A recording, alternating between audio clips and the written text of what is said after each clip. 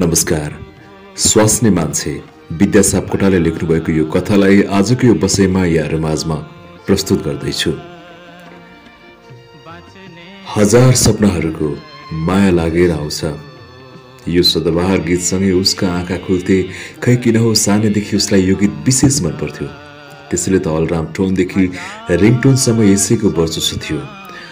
आफन्त साथी र प्रेमीले सम्झनु नसम्झनुसँग पनि यही जोडिन्थ्यो। अझ पछिल्लो समयमा त यसले व्यापक अर्थ राख्न लाग्यो। त्यसो त बढी रोमान्टिक पाराकी केटी हो। हर कुरालाई हेर्ने बुझ्ने आफ्नै अन्दाज थियो उसका। अरे मलाई कलेज आउन मन छैन, म आउँदिन पनि, किन कराइरहन्छु हँ? सबैलाई भनिदियो कि पूर्णिमा गाउँ फर्किसके। उसलाई बारम्बार फोन गरेर डिस्टर्ब नगर। मोबाइल भाइब्रेसनलाई प्रेमीको ढुकढुकीसँग तुलना गर्ने ऊ एकाएक उही स्वर र उही ढुकढुकसँग कायल देखि। समय गतिशील छ, त्यसैले चाहना र भोगाई सदैव एउटै नरहन सक्छ। तर समयभन्दा पनि छिट्टो एकाएक उसको दैनिकी बदलिँदै गयो, व्यवहार अनौठो हुँदै गयो। सधैँ समयमै कलेज पुग्ने पूर्णिमा भ्रमणबाट फर्केदेखि कलेज जाँदै गएन। फोन र सन्देशका उत्तर पनि नदिएर बेखबर बसिदिए। स्पष्ट अनुभव गर्न सकिन्थ्यो ऊ अस्वाभाविक भइरहेकी थिए। कयौं बेर चिसिएका नजरहरू झ्याल बाहिर फ्याँक्दै कोठाको चार दिवार भित्रै चक्कर लगाउँदै रह्यो। सडक सधैँ व्यस्त थियो, मान्छेको झुण्ड उस्तै। तसाड मसाड गाडीको लस्कर, जाम सबै उस्तै उस्तै। जित्ने रफ्तारमा दुनियाँ दौड्दै थियो। कस्तो अचम्म, यत्रो भिडमा रहेर पनि ऊ एक्लै थिए, बिल्कुल एक्लै। मन बहलाउने बहानामा प्रजातन्त्रको भित्तो काट्दै आकाशे पुलतर्फ पाइलाहरू मोडिए। मायालु जोडी, थकाएका बटुवा, बाल बालिकाका झुण्ड रत्नपारको भिडभाड हेर्न लायक थियो। एक कुनामा ऊ पनि टुस्सिक्क बसी। तर गुलाफको बोट्ने र ओझेल परेका एक जोडीको मातक हाँसो, बेतुका प्रेम प्रसङ्ग र असहज सामिप्यताले त्यहाँ पनि हटिन दिएन। लाज, घृणा र छटपटीमा पिच्च थुक्दै गर्दा पाइलाहरू पुनः जुर्मुराए।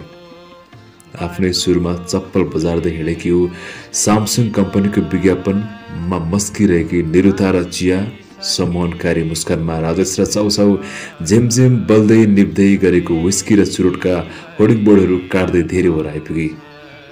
ठ्याक्क गोडामा ठेस लाग्दा ज्ञात भएथ्यो ठमेलको ओह्रालोमा रगतका थुपाहरू तप तप चुइदै थिए।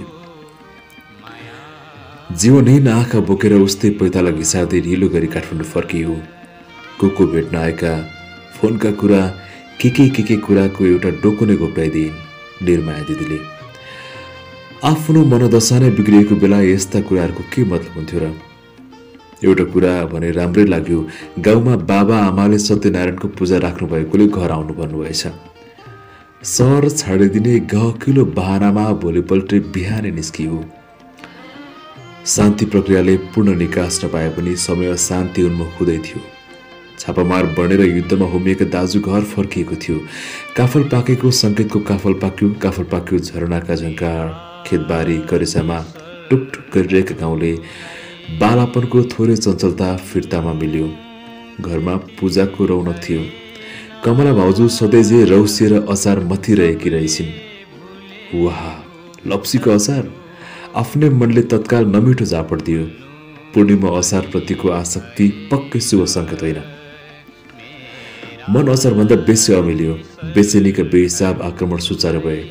गाउँ पुगे पछि घर घर डुल्नै पर्ने ऊ यसपाला चुपचाप दलानमा थन्किरहे।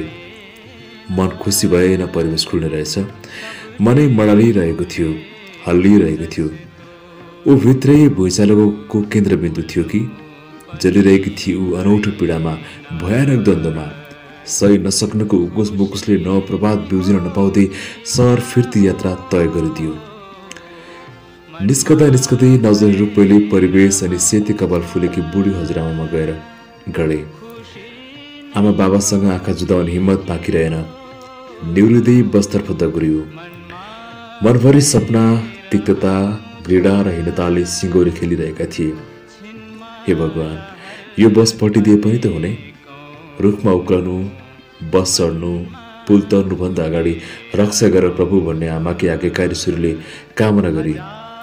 दिदी, आमाले साथी लगाएर पठाएकी सानी बहिनीको सम्बन्धले उसको नौराडी गलिरहे।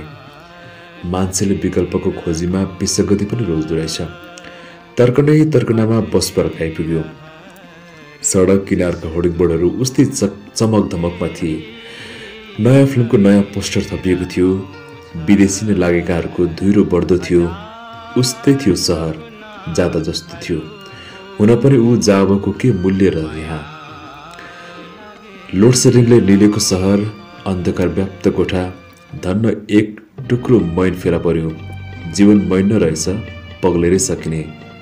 बलिरहेको मैनसँगै पग्लियो मन। ऊ बडो ठुलो महत्वाकांक्षा लिएर बाँचेकी केटी।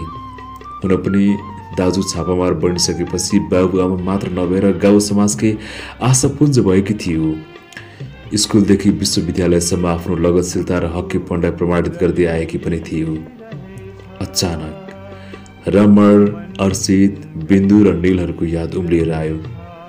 कति निष्ठुर उत्तर फर्काएकी थिए उसले रमणलाई। माया भन्ने कुरा पनि परिस्थिति परक हुँदो रहेछ कि। केही सोच्न नसकेर अचेतै बिचनामा मुड शरीर पछारियो। 4 दिन अघिको कुरा हो। कति बिन्दास थियो। अध्ययन सम्बद्ध शोध कार्यको सिलसिलामा भ्रमणमा निस्केको थियो उसको टोली। अध्ययन संस्था र रमाइलोको लागि भनेर एउटा ठुलै हल लिएको थियो। लामो यात्राले थाकेकी ऊ केही बेरमा निदाई थिए। बाबा, घडीले रातको 1 बज्न लागेको सङ्केत दिँदै गर्दा निद्रा टुट्यो। त्रासपूर्ण नजरहरू फनफनी घुमाउँदै अस्तव्यस्त कपडा मिलाए उसले। सबै निदाइरहेका छन्। उफ, कति डरलाग्दो सपना।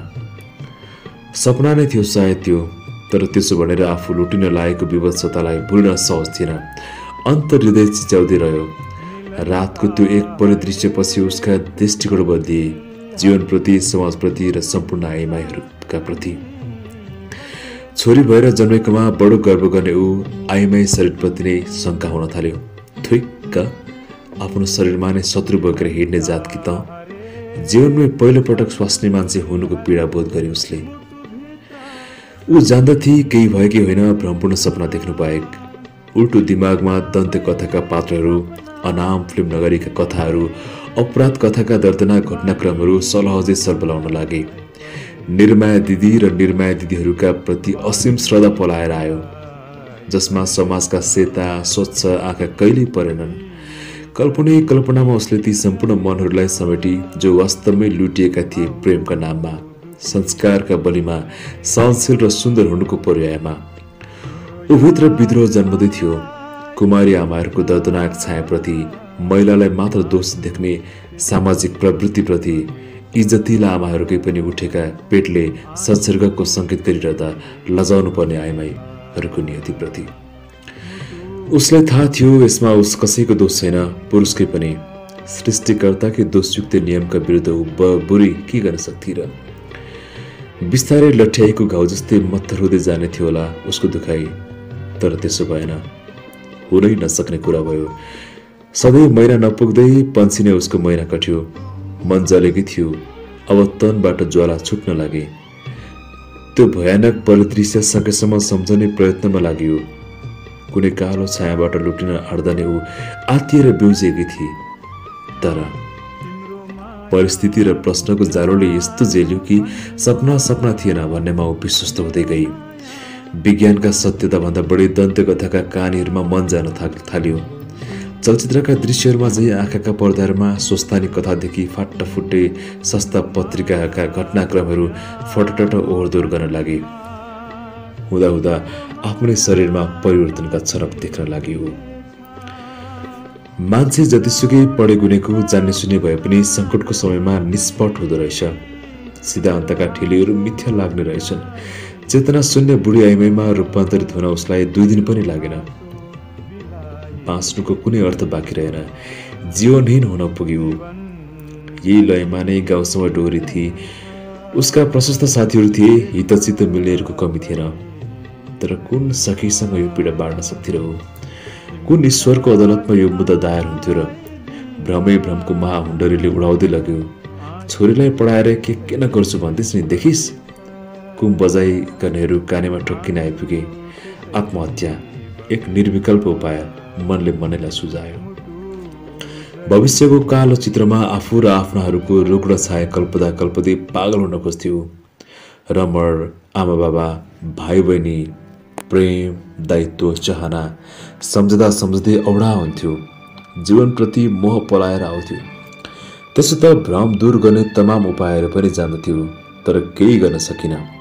अझ भनौँ कुनै किसिमको जोखिम उठाउनै छैन, जसले गर्दा समाजमा तीखा कानहरू भरे हुन्। प्रेम ओकल्ने आँखाले तिरस्कारपूर्ण दृष्टि फ्याँक्न परोस् वा देवता तुल्य बाबुआमाको सङ्कलन नजर मात्र पनि सामना गर्न परोस्। आशंकाले जेल्दै जाँदा आखिर एकपल्ट जानु नै छ। आत्महत्यालाई कायरताको प्रतीक मान्ने सङ्घर्षशील मनले कुरा टेक्यो। तर कसरी? आत्महत्याका उत्तम उपायहरूको खोजी अभियान सुरु भयो आफैभित्र, आफैसँग। मृत्यु निष्कलङ्क होला त? आन्तरिक सुनामी यथावत थियो। जुन मान्छे नै मान्छेको घना जङ्गलमा दुःख साट्ने एउटै मान्छे भेटिएको थिएन, त्यही थपडी बजाउन आतुर हातहरूको लर्गो थियो। विष खाने, आगो लगाउने, झुन्डेर मर्ने या नदीमा फाल्ने। सुल्झिएका मृत्युका अनेक उपायहरू कुनै विवादहीन थिएन। मर्न त मरी पूर्णिमा, तर किन मरे? यो प्रश्न नै नउठोस् भन्ने चाहना उसको।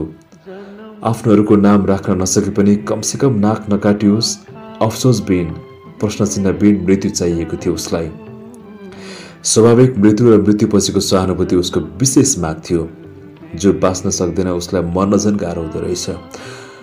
आफू हुँदा र नहुँदा आफ्नाको मात्रा नभएर चप्पल सिलाउने काले दाईदेखि कलेजका प्रधानाध्यापकसम्ममा पनि प्रभाव पर्न लाग्यो। निष्कलङ्क जीवन त के मृत्यु पनि रहेनछ। नमिठा चालमा अल्मलिँदै झट्ट उठ्यो। तत्काल ढोका छेउमा लरबराउँदै एउटा छाया टोक्यो। रमण, मुटु ढुक्क भयो। आफै मरे स्वर्ग देखिन्छ, बुढापाकाले उसै भनेका होइन रहेछन्। सदैव हक, अधिकार, प्रेरणा र हौसलाका कुरा गरी हिँड्ने जवान युवतीलाई एकको सपनाले पूर्ण हराइदियो। जीवनका अन्तिम प्रहरहरू बिताउँदाको अद्भुत अवस्थामा थिए। बहिनी मस्त निद्रामा। मान्छेको मन विचित्र हुँदो रहेछ। मृत्युको सामु घोडा टेकेर पनि लोभ गरी नै रहने। एकपल नै सही बहिनीलाई छातीमा टाँसिरहन मन लाग्यो। ढोकानेर देखेको छाया उसको बस चल्दो त पोखिएर बलिष्ठ छाती लप्टाइदिने थिए र सपनामै भए पनि कमसेकम उसलाई एकपटक पाउन सकु प्रभु। आँखा चिम्म भयो। दिदी उठ्न के भयो तिमीलाई? बहिनीको अबोध र भिजेको स्वरसँगै बिउजी पूर्णिमा। किन रोएकी नानु? अज्ञात भएमा झन्डै चिच्याएन ऊ। घामका किरण र मिठा चुम्बनमा लिप्त थिए। आँसुले होला सिरानी कक्र्याक्क। मसिना कापेका औँलाहरू कपडा र बिछौनातिर इसारारत, जहाँ रगतका आला टाटाहरू देखिन्थे।